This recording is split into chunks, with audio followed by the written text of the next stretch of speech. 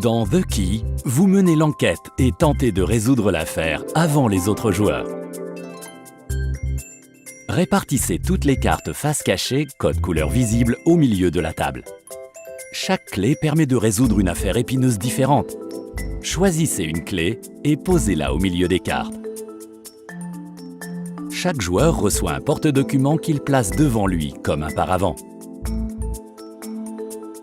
ainsi qu'un dossier d'enquête qu'il pose à l'abri des regards derrière le paravent. Chaque joueur prend aussi un feutre. Le carton de solution reste dans la boîte pour commencer. Et la partie peut déjà commencer. Tout le monde mène l'enquête en même temps. Les 3 affaires doivent être résolues simultanément. Qui a volé quoi et comment le voleur a-t-il pris la fuite? Seul celui qui a identifié les 3 coupables et les circonstances exactes peut remporter la partie. Lorsqu'on annonce « L'enquête est ouverte », chaque joueur prend rapidement une carte au milieu de la table. Vous pouvez identifier les cartes qui vous seront utiles en fonction de leur verso. Le code de couleur indique l'affaire pour laquelle le témoignage est utile. Ne prenez donc que des cartes dont le verso porte la couleur de la clé sélectionnée. Les autres cartes comportent des témoignages inexploitables. Les points d'enquête vous indiquent l'importance de l'indice. Plus ce chiffre est élevé, plus l'indice est intéressant. Mais attention, c'est le joueur qui résout correctement l'affaire avec le moins de points d'enquête qui remportera la partie à la fin. En plus, vous pouvez voir sur le verso de la carte s'il s'agit d'un témoignage ou d'une carte laboratoire. Les icônes sont particulièrement importantes. Elles vous indiquent s'il s'agit d'indices sur le coupable, l'heure du délit, l'objet volé, le moyen de prendre la fuite ou encore auquel des 3 vols l'indice se rapporte. Dès que vous avez pris une carte et l'avez retournée, vous devez interpréter l'indice au dos. Si vous avez pris une carte avec un témoignage, vous tentez de l'exploiter. Parfois, la carte n'est pas exploitable immédiatement et requiert d'autres indices. Par exemple, si vous avez identifié qu'un coupable a dû commettre son délit à 14 heures, vous pouvez entourer cette personne pour 14 heures et éliminer les 2 autres. Vous pouvez ensuite écarter le suspect sans lunettes et vous déduisez qu'un des 2 personnages entourés est coupable du vol de 14 heures. Vous notez tous les éléments dans votre porte-document à l'aide du feutre.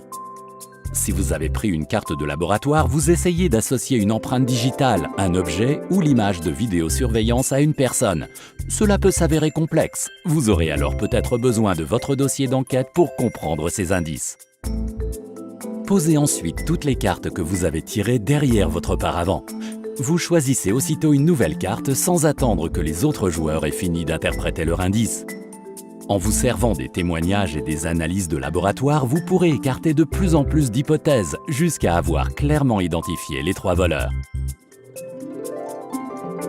Si jamais vous tirez une carte dont l'indice ne vous aide pas, il faut néanmoins la conserver derrière votre paravent. Si vous pensez avoir clairement résolu les 3 affaires, attrapez vite la clé. Les autres joueurs peuvent continuer à prendre des cartes et à les interpréter. Une fois que tous les joueurs pensent avoir résolu l'affaire, passez à l'évaluation. Ce n'est pas forcément le plus rapide qui l'emportera, mais celui qui aura résolu l'affaire en obtenant un minimum de points d'enquête. Chaque combinaison de coupables, heure et moyen de prendre la fuite est associée à un chiffre unique. Notez ces 3 chiffres sur le cadenas de votre paravent. Le joueur qui a la clé cherche sa combinaison à 3 chiffres en premier sur le carton des solutions. Si ce nombre s'y trouve, il enfonce sa clé dans le carton puis le retourne. Si le verso du cadenas est de la même couleur que la clé, il a bien résolu l'affaire. Si le joueur qui a pris la clé a trouvé la bonne solution, il doit se débarrasser d'une de ses cartes qui vaut le moins de points d'enquête, ce qui lui procurera un avantage lors du décompte des points.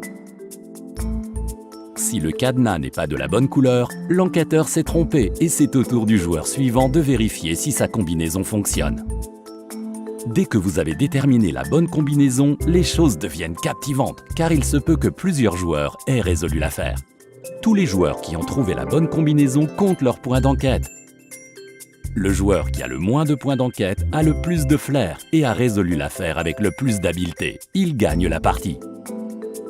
Si personne n'a résolu l'affaire, ne baissez pas les bras et commencez à résoudre l'affaire suivante sans plus tarder.